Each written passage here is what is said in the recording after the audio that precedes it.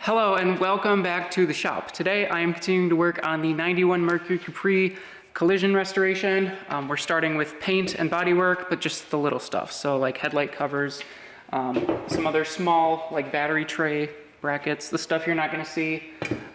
Just trying to kind of ease my way into it, get back into the sanding and painting, and I'd rather practice on the little pieces that you're not going to see. So if I mess up, it's not super obvious, like just the front of the car. Without further ado, I'm just gonna get into it. If this is the first video you're seeing, welcome. We're doing a collision repair and restoration project on a 1991 Mercury Capri that I purchased from a salvage auction. So there's other videos on the channel about doing the collision repair and kind of the state of the car it was in. This video is going to be all the paint and body work. It took me a couple months worth of weekends here and there, so I just decided to roll everything into one big video because it's pretty repetitive. It's the same concept for sanding, prepping, painting, and just rinse and repeat. So expect some time lapses, some voiceovers, some explanations as I go, but the main goal of this is we're trying to do it on a budget, trying to do it fairly cheaply and get the best results we can for not a whole lot of money. So stay tuned and enjoy.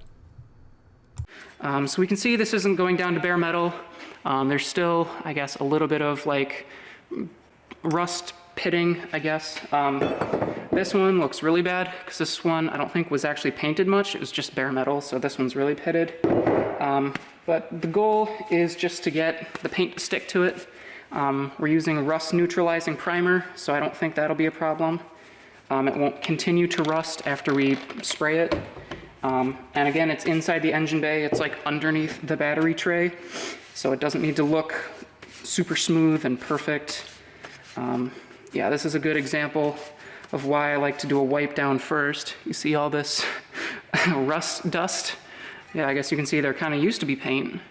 Because this was just solid brown, and now it is, kind of see what color it is underneath. But yeah, imagine if you're trying to do your expensive wax and grease remover or mineral spirits, and you've got to get all this dust plus the oil and grease.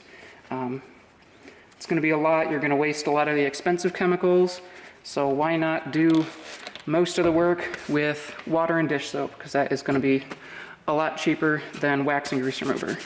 So do that first, and then we'll come back. I have some isopropyl alcohol. That's what I use for my wax and grease remover. It's also cheap. You can get it pretty much everywhere, Walmart, pharmacies, grocery stores. Basically anywhere that sells toothpaste will also have isopropyl alcohol.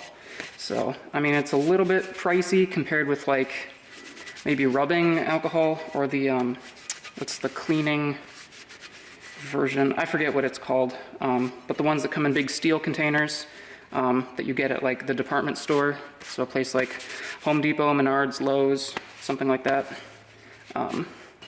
Mineral spirits, it's essentially alcohol, but just different concentrations of different things. But yeah, this is kind of my process, and then we'll go ahead and just do the standard Rust-Oleum spray paint cans. We'll do primer first, and then the same brand of actual paint on top. We're just using semi-gloss black, nothing fancy.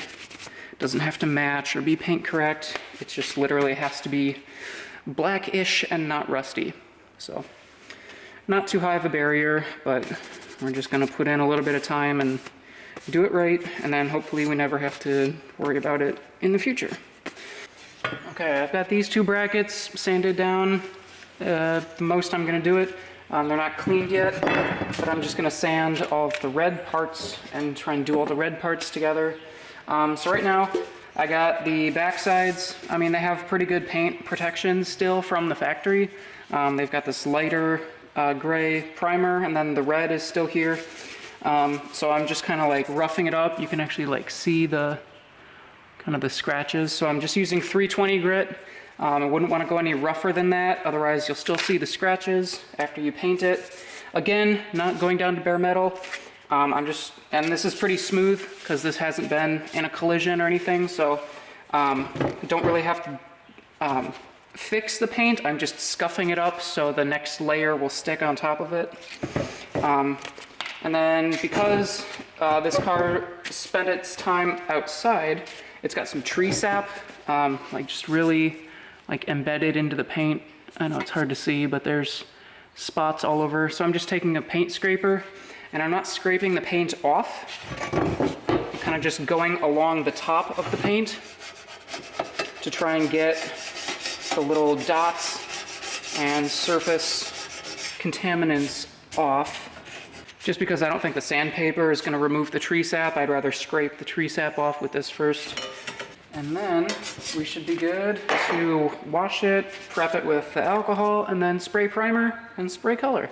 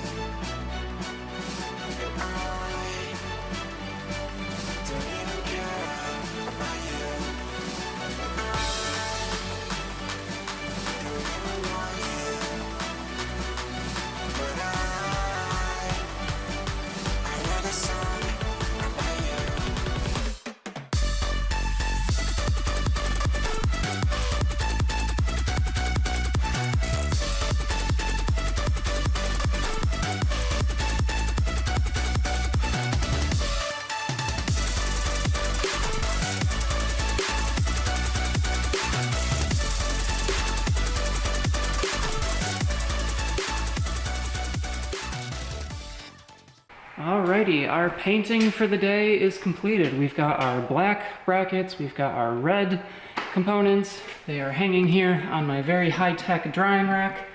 It's going to be kind of difficult to see on camera anyway, but I think they turned out pretty good. They're pretty smooth. I don't think I laid it on too heavy, so I don't think they'll have orange peel too much, at least. I mean, you can see it's still a little bit tacky, so I'm gonna let this dry pretty much all week. And then whenever I come back to the shop, they should be dry and not tacky anymore. So they've got 2 coats of primer and 2 coats of color. So that's 4 coats of paint that need to kind of dry and off-gas and harden. So we'll just give them time and not rush anything, because I don't want the paint to be all gooey and come off when I try and reassemble it. After painting the small brackets, I wanted to see how closely the paint matched with real body panels, so I put the hood back on, I kind of set the fenders back on, and I put the headlight covers roughly where they would be, just to see how close the color matched. And at some angles it looked kind of okay, and other angles it definitely looked like a different shade of red. So part of that is due to the headlight covers are not sitting like in the same plane as the hood and the fenders, because they're just sitting on some cardboard right now. So it reflects the light a little bit differently. Also, the hood is covered in dust from sitting around the shop. So some of the dust and the swirl marks in the paint made it look lighter than it really was in person. I tried to like wipe the dust off around the edges so we could get a good comparison, but even then it still looked like the headlight covers were darker than the rest of the car, which, I mean, it's pretty close considering this is not factory matched paint at all. This is just off-the-shelf Rust-Oleum paint, and we just kind of got lucky that I found it at the hardware store. and we could get it for cheap, but I debated, since we painted the headlight covers with brown primer, maybe the brown was making it like a darker final color. So I thought about going back with some white primer underneath the red to see if that would make the color be a little bit brighter in the end results. But at the end of the day, the hood and the fenders were bad enough. I needed to repaint them completely. So at that point, it doesn't matter what I do because all the pieces are going to be repainted the same way, so they should match. So it doesn't matter that it's not matching right now, it's going to match later. I'm getting ready to start sanding this piece, and I wanted to protect the emblem because this is not easy to take off. I don't want to try and damage it getting it off. It's not something simple like just screws on the back. So I think there's some like really old plastic and pins and things holding it on from the backside. So I'm gonna just leave the emblem on. I put masking tape all around it so it's not damaged while I'm sanding and also when I paint. And then I kind of just scraped a little bit around the outside, and what I noticed is the clear coat on this is so bad. If I just take a regular like paint scraper or a drywall scraper, I don't know if you can see that, but it's just flaking and going poof everywhere. So if that's how the whole front is gonna be, I'm gonna get filthy and covered in stuff. So I've got gloves, I've got masking just to keep the dust off the engine bay, like not even painting and overspray, just the dust. And like I'm probably gonna put on long sleeves just so I don't have my arms and my legs and my shoes covered in stuff from scraping all this off, because this is gonna be a big pain in the butt. So as long as I'm not sanding, I'll probably just knock off all this clear coat first, get all the big chunks, clean that up, and then go back to sanding and hopefully try not to get too hot in my long sleeves. But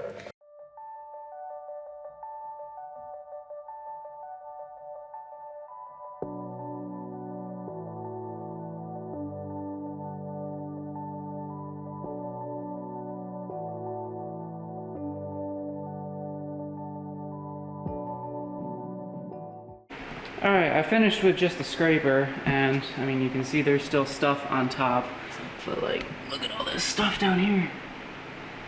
Kind of looks like glitter. But yeah, that's just clear coat and paint chips. So I'm gonna sweep that up and then probably start actually sanding this. I don't think it's lead-based paint. I don't think it's gonna be super hazardous. I'm just worried about, you know, making a huge mess and then tracking it in my car, tracking it wherever I go after I leave the shop. So just trying to minimize mess. But yeah, I think we're gonna start with like 180 grit, then when we're getting close we can switch to like 200, and then probably go for either 320 or 400. We'll prime it, and then I don't know if you can already see, but there's like some low spots that we'll probably have to do a little bit of body filler. Down here there's a little bit of filler already, so I don't know if that was from factory or if that was from something else. Here you can see this is a tiny bit dented in, so from the donor car it's a lot better than what was here, but it's not perfect. Not that I'm trying for perfection, but I mean if we've got big obvious divots, I might fill those in a little bit. But next up is just going to be sanding. Don't quote me on this, but I think sandpaper from home stores is cheaper than sandpaper from the auto parts store. So if you want to get it with a picture of a car on the front, or if you just don't care about what picture it is and you just want it, sandpaper is sandpaper, grit is grit. So maybe save some money and go buy your sandpaper from the auto parts, not from the auto parts store, but from just the paint section at your local Home Depot or home improvement store, wherever that is for you. They also have these nice sanding blocks, so you can just kind of load the paper. You don't have to wrap it around a 2x4. It just kind of clips in with these flaps. There's some little spikes in there that hold the paper. And then this is flat enough. You don't have to go spend $100 on orbital sanders and super fancy stuff if you're just doing paint and body work once a year. Like, today is arm day, so I guess that's what I'm trying to say. Get your sandpaper wherever you want. Grit is grit, and let's start arm day. Arms and shoulders.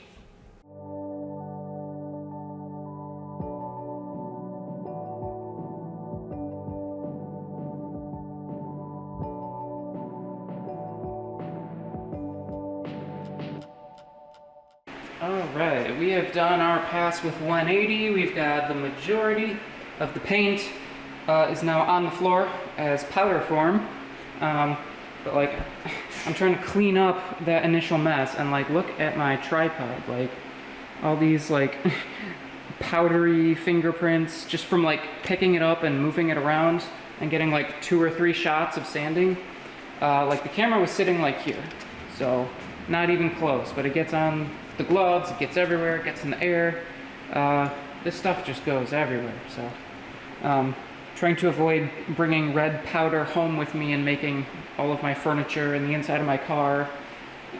Trying to keep it here at the shop and not take all this mess home with me. Alright, it's been an hour or 2 of sanding. I used 180 grit to get most of the heavy lifting done, get most of the paint off, followed up with 220, which is almost as rough of a grit, and just kind of really got everything down to bare metal, and now we can see where the low spots are. So benefits of using the block is it's flat, so if there's low spots, the flat part will ride up on the edges, and then this stuff will be left in the middle, so you can literally see exactly where the low spots are without having to like get out a level or a ruler and try and do it all by eye. So like, I could have gotten all this paint off if I just used my hand on the sandpaper, but then I wouldn't know where the low spots are. So I think next up I am going to use some I don't think I can fill these in with like primer. That won't build up thick enough for the really low spots. Like, some of these are just like primer, and some of these are thick enough that like the red paint is still here. So it's very deep, not deep enough to like have to, you know, pull the metal out. But like in here, you can see it's kind of like wrinkly and divoty. So I'm probably just gonna have to use some body filler. And I'll just fill in these areas, come back, sand it smooth again, and then we can prime it and paint it. And then hopefully it'll be done and nice and shiny.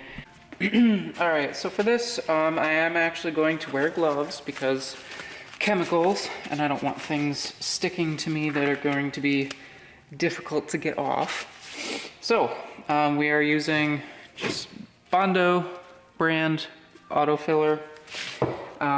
For this, I read the instructions, and I'm assuming other body fillers are going to be roughly the same. So we're going to open it up. It's nice and goopy in there. It's not all separated, so we are going to take a skinny paint scraper because I do not have a wooden scraper stick, and we're just going to mix a little bit, stir it up. The instructions say for pouring out onto a non-porous surface, I'm using a piece of cardboard that's got the like printed, almost plasticky like layer on one side, so it looks all shiny and fancy, but it's plastic-ish. I've also used like paper plates from the grocery store in the past. But basically, you want to put out a circle, and then whatever diameter that circle is, that's how many inches of creamer you want to like squirt in a line. So for this, since we're not doing too much area, I don't really want, it's a little too thick to pour. It's like a serious milkshake. We are going to make a puddle. And honestly, I don't know how much I'm gonna need. Kind of just guessing here. Because the divots aren't deep, but they are kind of wide. So I don't know, maybe about this much. This is probably gonna be way too much, and I'm probably gonna have to throw half of it away. But if we do this, and we'll keep this here, we'll put this away. So it said to knead the hardener, so we'll just make sure it's loose and not all gummy. We will open it. And then we have a circle of material. We are just going to squeeze out a line that goes across the circle. So if it's a 2-inch diameter, we're gonna make a 2-inch line. 3-inch diameter, 3-inch line. And based on my calculations, that looks about correct.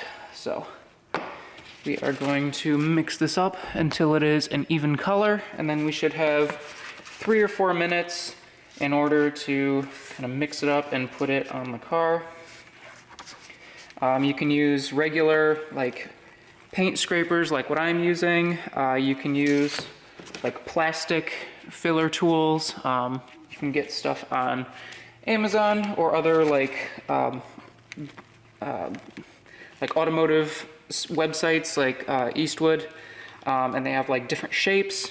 So if you're trying to work with like in a corner and you want like a radius to be able to like spread it and have a nice rounded edge, you can get different shapes.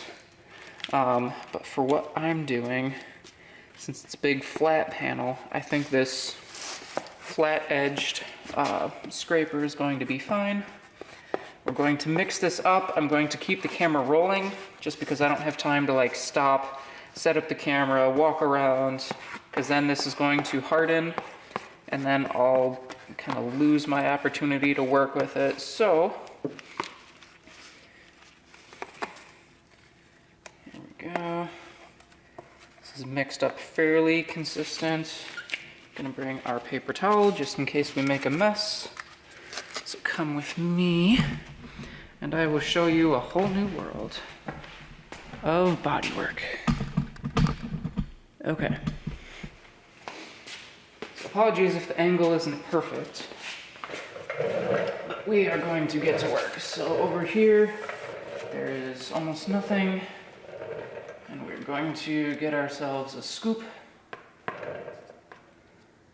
and just kind of glob it on there.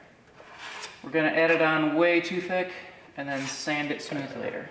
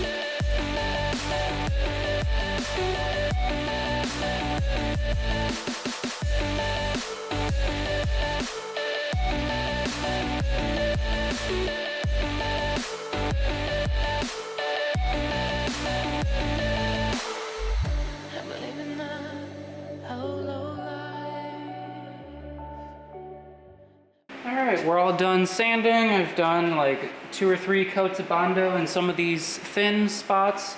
Sanded it all down with like, I think 150 was my workhorse just to get through everything. Came back with 320, cleaned up all the scratches. So you might be able to see the scratches in the shiny metal, but there should only be 300 grit scratches and not 80 grit. So when we put the primer on, should fill in all of those little scratches and we won't be able to see it through the paint because that would be terrible. So now I'm just going over it a couple times with soap and water to get all of the dust off. And then I will do masking, and then I will put down our primer. I think for this one we're gonna go with the white primer to try and make it pop a little bit with the brighter color underneath instead of the brown primer that we did on the headlight covers. It's close enough, but I think with the white it's going to be just a touch brighter and match with the paint that's already on here a little better, so we're going to go that route.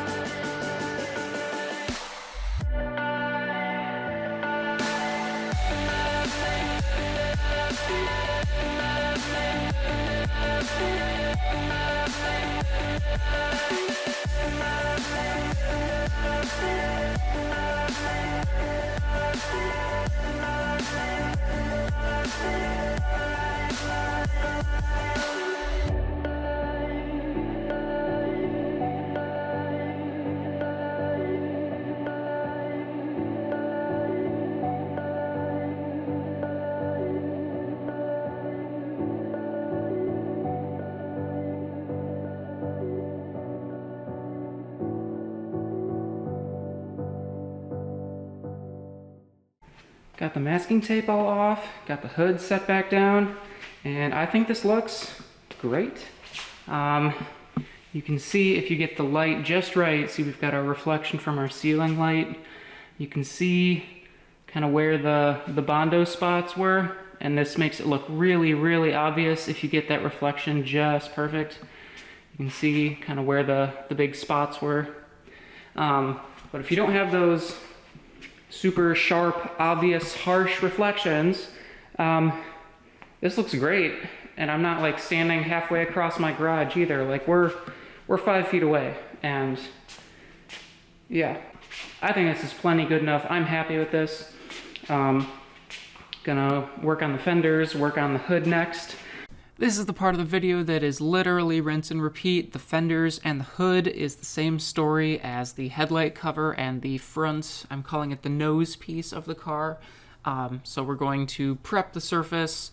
In this case, the fenders had a lot of oil and grease on the inside from like an old rust preventative, so I had to wash all of the oil and grease off before I could even start sanding.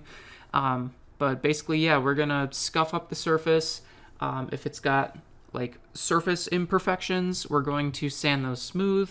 For the hood and fenders, I didn't have to use any more body filler, but it's the same concept. We're sanding, we're scuffing. We don't have to go all the way to bare metal. We just want to have a good smooth surface and have it be rough enough that the next layer of primer and paint can stick to it.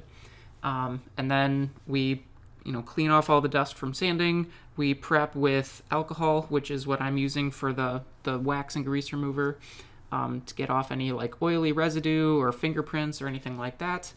And then after all the hours of prep work are done, priming and painting should be quick, smooth, simple, and that's kind of like the big payoff you get for the many hours you've spent sanding and cleaning and sanding again. So yeah, we're kind of just breezing through the rest of the paint and bodywork with time lapses, but it's the same process as the first part of the video. So just tons of sanding and sanding and sanding, and then cleaning and spraying. So yeah. All right, got one fender sanded and one still to go. I got the inside all sanded, but now I have to do the outside. On this one, this is the one that had some of the things that needed fixing. So when I was sanding along here, that was smaller and more of like a crevice, kind of like right here. So the way I got rid of that was, all of this is sanded with like 400 grit. So for this, I used like 220 grit. And kind of just sanded back and forth and tried to blend the edges, so instead of being like a harsh step, it's more of like a ramp. So it's going to be a lot less noticeable. Down here we can see shiny bare metal. And then we can see the factory primer, and then the factory red, and then when this was probably repainted, there's this other gray primer, and then there's like this light red that comes off really easily. So they probably used like 1 or 2 thin coats of color when this fender was repaired before. But yeah, you just blend it out, and then now if I run my finger over it, I can barely feel, like right here, this little chip. That's the only thing I can feel. Everything else is nice and smooth. So when you see it after it's been painted, it'll just look smooth and you won't even know that's there. Same thing, if we move kind of down this way. Yes, down here. Having trouble finding it. That's how good I fixed it. Same thing. This was like a chipped paint area, like about this big, and there was like a nice big like cliff edge around it.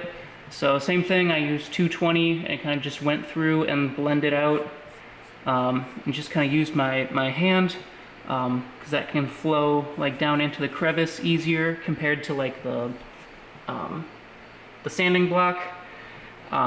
And then after blending it out, I came back through with 400 grit to smooth out the scratches. So when we paint it, we won't be able to see all the deep scratches from the 220 grit.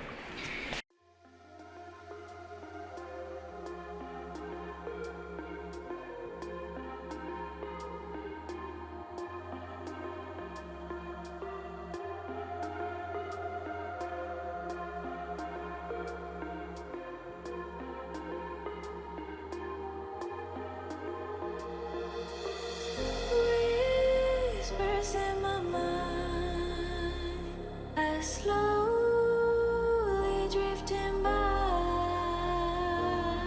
All the poems I wrote for you, they made me blind, they made me lie. Heard you in the rain, will you always be there? Last thing you said,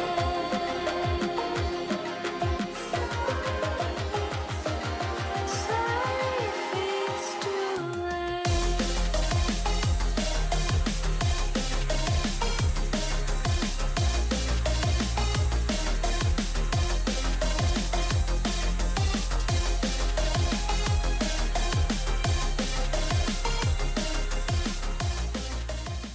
I should probably explain what I'm doing before I ruin it all and you can't see it, but I'm taking the hood. This was not from this car or from the donor car. I've had this hood for a long time from like a different Mercury Capri. This one came from a junkyard. As far as I know, the car is still in the junkyard, unless it's been crushed by now. This was years and years ago. But anyway, this hood has nothing to do with this original paint or whatever previous crash repair was done with our car here. But there are like a lot of rock chips and things. So this one, you can see I've kind of just sanded in that spot and just kind of gone around in small circles, trying to spread it out. So instead of looking like something like this, where it's like a harsh like break, and you can like really feel like the edges, just trying to smooth it out and turn a small jagged hole into a larger kind of more flat area. So when we paint it, it's going to be a lot less noticeable. You might still be able to see it, but it'll be much more blending in. So I'm kind of just going around the edges. Same thing on the edges. Like up here, you can kind of see there's like all these little rock chips, and like the paint is kind of like crinkly and rough. So I'm kind of just going along, smoothing it out. The big dents and chips like this one, where it was basically almost to metal, doing the same thing, just spread it out. That's what I did here. So now that's a lot smoother. I can run my hand over it and it feels fine. So this way, I don't have to do like body work and add filler. I'm hoping I can just kind of sand it and turn these pits into more evened out craters, I guess. Um,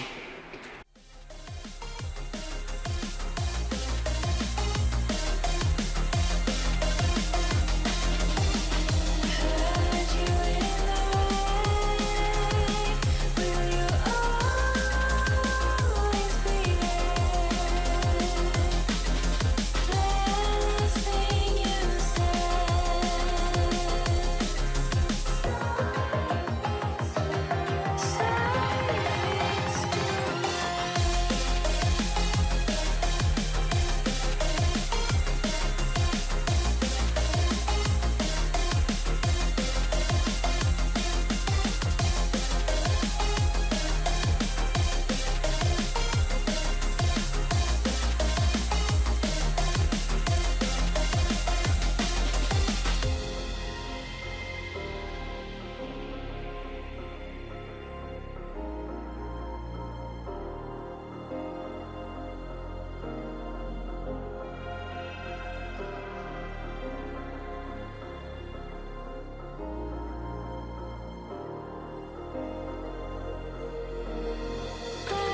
you cloudy skies, lips of fire and stars between these two worlds. You try to find your own. I try to run, try to hide. I needed to survive.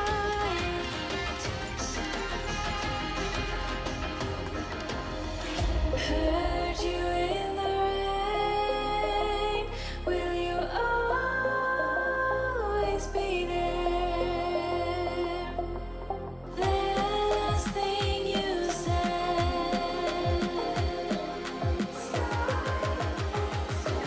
Sorry if it's too late.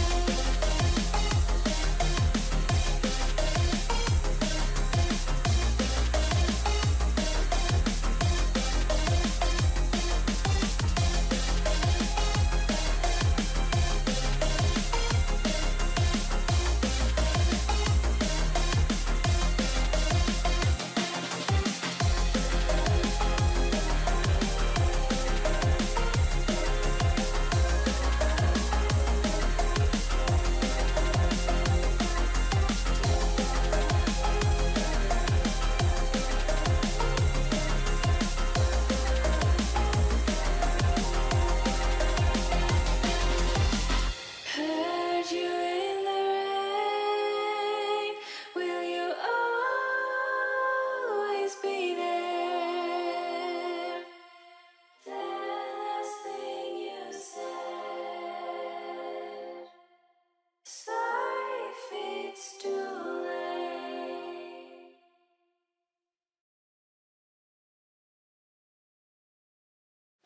The masking around the emblem on the hood, it worked.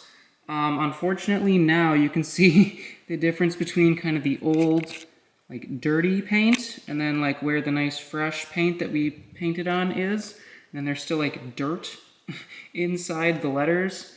So that kind of looks nasty and crusty. From 10 feet away, it's great, but this is kind of just held on here with some, like, double-sided tape. So I probably should have worked at it a little harder before I painted it. Then I could have just done the whole hood and stuck this on after. But I think instead I'm going to mask around it so I know where to put it. I'm going to take this off, wash it with soap and water, and then I can just kind of paint like right in this spot, and then basically just tape the emblem back on with some good double-sided emblem tape. So I think I'll do that instead of having a dirty, crusty emblem that's clearly been masked and then painted around. But otherwise, hood is pretty good. Yeah, these fenders up here turned out great. The masking around the trim looks great. No complaints. Yeah, gonna keep working. And with just putting the finishing touches on this hood emblem, I think we can call the paint and bodywork finished. I know this was a very long video, so thank you for watching all the way to the end. It was a very long process for me doing all the work. Like I said, it took months of weekends to get this process done, but It's important. The outside of the car is basically the only thing people see out in public, so the external appearance really makes a big difference in having a car look nice and complete. Thank you again so much for watching. Next video, we're going to be starting to put this car back together, and I want to do a first start. I want to get it running. It ran and drove, so I know it will run, but I just really want this car to be finished. So next video is going to be reassembly, and then getting it inspected and roadworthy once again, and then this project will be finished and I can get back to working on other things in my garage that I've been putting off because I've been working on this car. So make sure you like the video, subscribe to the channel if you want to see other automotive or garage tinkering projects in the future. And again, thanks so much for watching. And this is a really long video. It's going to be like 40 minutes long. So I appreciate you, and I hope you have a wonderful day. Bye.